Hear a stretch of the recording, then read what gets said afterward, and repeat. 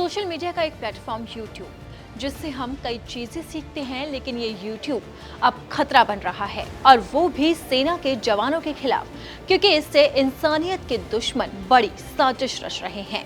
ऐसा ही एक चौंकाने वाला खुलासा हुआ है। लॉ स्टूडेंट गुरप्रीत ने एक बड़ा खुलासा किया। भटिंडा के गांव जीदा में 15 दिन पहले घर में हुए धमाके के मामले में गिरफ्तार लॉ स्टूडेंट गुरप्रीत ने पूछताछ में कई बड़े खुलासे किए। उसने बताया कि उसने YouTube देखकर केमिकल से 3 किलो का बम बनाया था, और न सिर्फ बम बनाया बल्कि इससे सेना के जवानों को दहलाने की खतरनाक साजिश का प्लान भी उसने बनाया था। लॉ स्टूडेंट गुरप्रीत ने पूछताछ में कई बड़े खुलासे किए।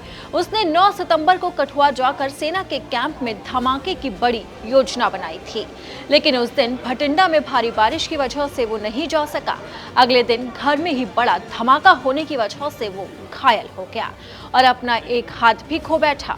गुरप्रीत ये खतरनाक साजिश पाकिस्तान के साए में पलने वाले आतंकियों के गंदे भाषण सुनकर रच रहा था। गुरप्रीत ने जनवरी से आतंकी मौलाना मसूद अजहर के भाषण सुनने शुरू किए थे। इन भाषणों ने इतना ब्रेन वॉश किया कि वो उसके लिए मानव बम बनाने को भी तैयार हो गया। उसने जून जुलाई में केमिकल ऑनलाइन मंगवाने शुरू कर दिए। गांव में घरों का पता सही नहीं होने की वजह से वो अलग अलग जगह पर कुरियर से डिलीवरी करवाता था। 12वीं तक कॉमर्स की पढ़ाई करने वाला गुरप्रीत केमिस्ट्री का स्टूडेंट था। वो अब लॉ कर रहा था और घर पर ही लैब बनाना चाहता था।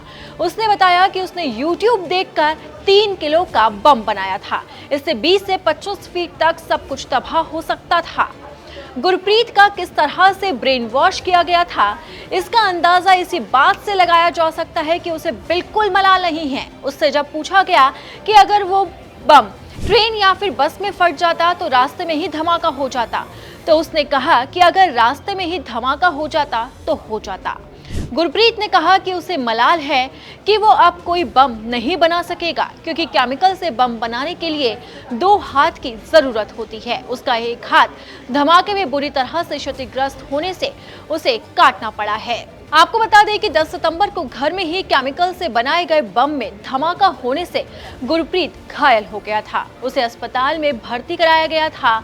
उसके बाद जब पिता ने घर की सफाई की तो उसके बाद बिखरे हुए केमिकल की वजह से फिर से एक जोरदार धमाका हुआ और उसके पिता भी बुरी तरह से घायल हो गए। घर में 2 दिन में 2 धमाके होने के बाद मामला पुलिस तक पहुंचा, और जब पुलिस ने घर में जांच शुरू की तो वहां एक बार फिर से जोरदार धमाका हुआ, लेकिन इस दौरान कोई भी घायल नहीं हुआ।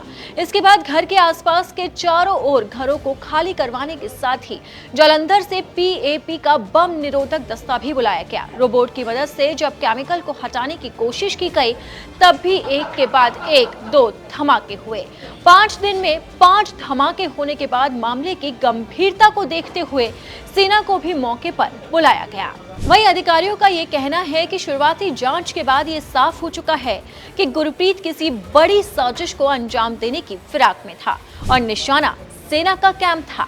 जांच अधिकारियों ने बताया है कि अगर 9 सितंबर को बारिश नहीं हुई होती तो गुरप्रीत कठुआ के लिए रवाना हो चुका होता और वो अपनी साजिश को अंजाम देने के लिए पूरी कोशिश करता। यही नहीं, जिस केमिकल से उसने बम तैयार किया था उसके साथ चलना बेहद खतरनाक हो सकता था।